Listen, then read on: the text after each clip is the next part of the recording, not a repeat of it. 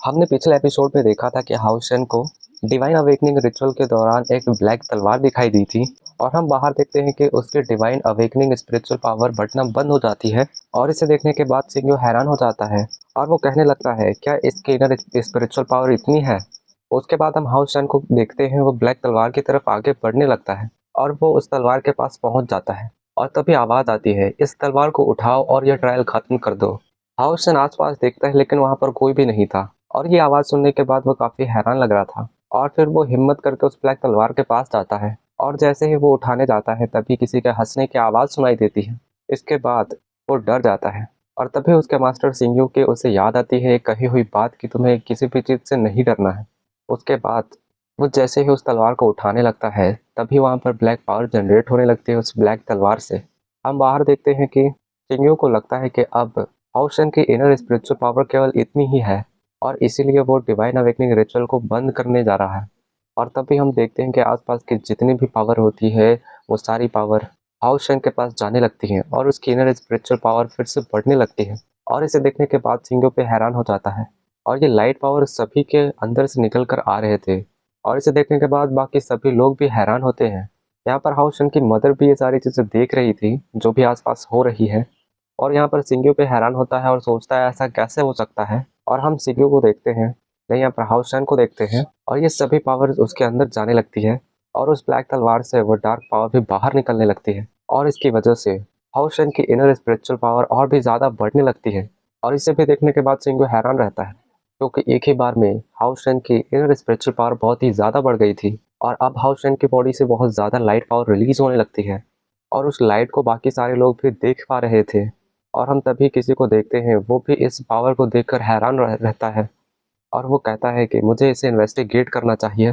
और उनमें से एक आदमी मुस्कुराने लगता है।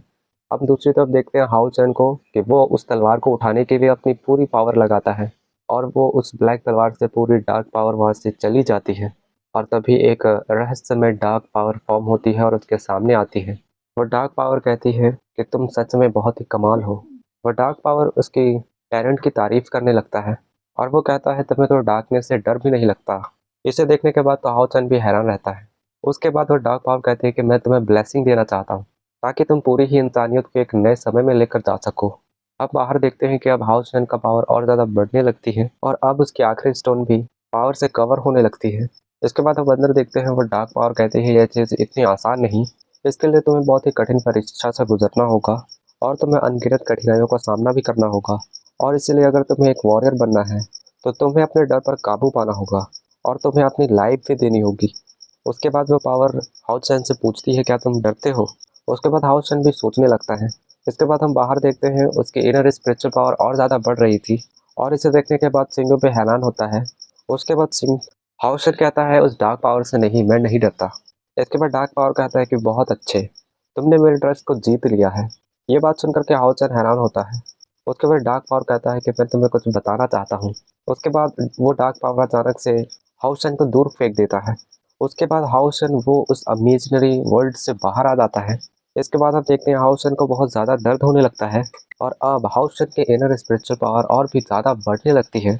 और इसे देखने के बाद चिंगू भी परेशान हो जाता है क्योंकि हाउस चैन अभी काफ़ी ज़्यादा यंग था और वो इतनी ज़्यादा लाइट पावर को बिल्कुल भी सहन नहीं कर पाएगा। इसके बाद चिंगू अपनी पावर का यूज़ करता है और इस डिवाइन अवेकनिंग रिचुअल को रोकने लगता है क्योंकि अगर वो ऐसा नहीं करता तो हाउस चैन की जान भी जा सकती है। और इसके कुछ समय के बाद ये रिचुअल रुक जाती है। इसके बाद हाउस चैन ऊपर से नीचे गिरने लगता है लेकिन चिंगू उसे आकर के पकड़ लेता है। हम देखते हैं कि हाउस चैन की कंडीशन अब बहुत ज़्यादा ख़राब थी और इसके बाद भी हाउस चैन पूछता है कि क्या मैं पास हो गया, और इसके बाद वो बेहोश हो जाता है।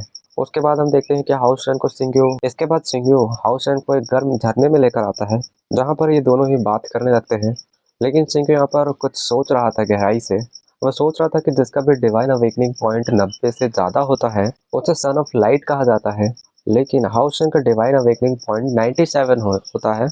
लेकिन अगर सिंह उसे बीच में नहीं रोकता तो इसका नतीजा और भी शानदार होता, तो इसके बारे में कोई सोच भी नहीं सकता। और तभी हम हाउसन को देखते हैं, वो पूछता है मेरी इनर स्पिरिचुअल पावर कितनी है? सिंगो कहता है कि मैंने तुम्हें पहले भी कहा था, तुम्हारी इनर स्पिरिचुअल पावर भले ही कितनी हाई हो या कितनी भी लो हो, मैं तुम्हें ज़रूर ट्रेनिंग दूंगा और अभी तुम इसके बारे में ज़्यादा मत सोचो और समय आने पर मैं तुम्हें इसके बारे में भी बताऊंगा। उसके बाद हाउसन वहाँ से चला जाता है। उसके बाद सिंह सोचता है कि असल में इतिहास में आज तक कोई भी सन ऑफ लाइट नहीं बना। वो कहता है, गॉड ऑफ लाइट, क्या आपने मुझे इसी चीज़ के लिए 10 सालों तक वेट कराया? और तभी सिंह को एक छोटा सा क्रिएचर नजर आता है। वो उसे पकड़ता है और एक जगह पर रख देता है। उसके बाद हाउसन से पूछता है, क्या तुम इस क्रिएचर को जानते हो? उसके बाद हाउसन जवाब देता है, ये तो सिकाड़ा है। उसके बाद सिंह कहता है, क्या तुम्हें पता है इसे बाहर आने के लिए सिर्फ 10 सालों का वक्त लगता है? सिंह कहता है, इंसान भी बिल्कुल वैसे ही होते हैं, जो हजारों सालों से इंसान भी इसी अंधकार में डूबा हुआ है, लेकिन अब इस अंधकार को खत्म होने का समय आ चुका है। उसके बाद सिंह अपने पावर का यूज करता है और डीमन किंग के स्टैचू को दिखाता है, जो कि सिंह का बहुत ही बड़ा दुश्मन है। वो कहता है, जैसे ही ये खत्म होगा वैसे ही पूरी डीमन रेस भी खत्म हो जाएगी। और तभी हाउसन भी इसे बहुत ही ध्यान से देखने लगता है। वो देखने के बाद कहता है, ये तो वही डीमन किंग है जिसके बारे में मेरी मॉम बताती है।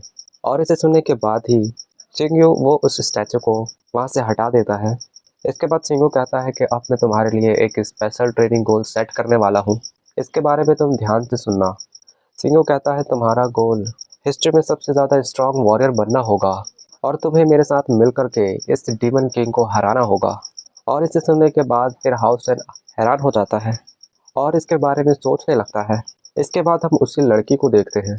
वो एक जगह पर बैठी हुई थी और वो इस वक्त बाकी लड़कों को खेलते हुए देख रही थी। और तभी यहाँ पर वही मिस्टीरियस आदमी भी आता है। वह कहता है, अब ट्रायल का अगला राउंड शुरू होने वाला है, लेकिन वह लड़की अभी भी उसकी बातों पर ज़्यादा ध्यान नहीं दे रही थी। इसके बाद वो आदमी कहता है, मुझे पता है तुम भी बाहरी दुनिया में जाना चाहती हो और तुम भी दूसरे बच्चों की तरह अपने दोस्त बनाना चाहती हो और उनकी तरह खेलना चाहती हो। जिसके बाद वह लड़की हाउसन के साथ में बिताए हुए उन पलों को याद करने लगती है। जिसके बाद वो मिस्टीरियस आदमी कहता है, लेकिन तुम एक बार बस रिकार्नेशन सेंट बन जाओ, तब तुम पूरी ही दुनिया में, तो तुम हॉली डीमन कॉन्टिनेंट में इतिहास के सबसे ज़्यादा स्ट्रॉन्गेस्ट असैसिन बन जाओगी। जिसके बाद हम डीमन किंग फेंग यू को मार देंगे और इंसानों की बस यही उम्मीद है। वो लड़की काफ़ी दुखी थी। वो अपना पावर रिलीज करती है। हम देखते हैं वो रो रही थी। इसके बाद हम जियांग हो को देखते हैं। वो टेंपल में प्रैक्टिस कर रहा था, लेकिन वो आसपास देखता है तब उसे हाउसन नज़र नहीं आता और वो इस बात से काफ़ी परेशान होता है और वो मास्टर से पूछता है, हाउसन क्यों नहीं आया? जिसके बाद मास्टर कहते हैं, वो अब एक दूसरे टीचर के साथ प्रैक्टिस कर रहा है और इसलिए अब तुम्हें उसके बारे में चिंता करने की कोई ज़रूरत नहीं। ये पता चलते ही जियांग हो थोड़ा परेशान हो जाता है। उसके बाद फिर हम अगला सीन देखते हैं, जिसमें सिंह हाउसन से कहता है, मैं तुम्हें डीमन किंग को हराने के लिए एक बहुत ही स्ट्रॉन्ग ट्रेनिंग देने वाला हूँ। उसके बाद सिंह एक जगह से बहुत ही बड़े पत्थर को हटाता है और उस गड्ढे के अंदर डाल देता है, जिस गड्ढे के ऊपर ये बड़ा सा पत्थर था। जिसके बाद वो फिर से वो पत्थर ऊपर से बंद कर देता है। हाउसन इस जगह को देखकर हैरान होता है और उसे कुछ भी समझ में नहीं आ रहा था। उसके बाद सिंह हाउसन से कहता है, अब तुम्हारे ऊपर लो लेवल वाले बीस्ट अटैक करेंगे, लेकिन सिंह उसे इनके अटैक मेथड के बारे में नहीं बताता। यहाँ पर हम देखते हैं कि बीस्ट अब हाउसन पर अटैक करने लगते हैं, लेकिन हाउसन यहाँ पर खुद को नहीं बचा पा रहा होता है, क्योंकि हाउसन को कुछ भी नजर नहीं आ रहा था वहाँ पर। सिंह कहता है, भले ही तुम यहाँ पर देख नहीं सकते, लेकिन तुम सुन तो सकते हो। लेकिन उसके बाद भी हाउसन कुछ भी नहीं कर पा रहा था और वो बीस्ट उसे पूरी तरीके से जख्मी करने लगते हैं और ये इसकी मॉर्निंग प्रैक्टिस होगी अब से। इसके बाद सिंह हाउसन को बाहर निकालता है और कहता है, अब तुम्हें नून में स्टडी करनी होगी और तुम्हें उसी गर्म झरने में नहाना होगा और नहाते नहाते तुम्हें उस मॉन्स्टर के नॉलेज को ध्यान में रखना होगा। उसके बाद तुम्हें एनालाइज करना होगा कि वो कैसे अटैक करते हैं और तुम्हें उसके वीकनेस को खोजना होगा। और आफ्टरनून में तुम्हारी फिजिकल ट्रेनिंग होगी, जिसकी वजह से तुम्हारी ताकत बढ़ेगी और एक स्ट्रांग बॉडी बहुत ही ज़रूरी होता है।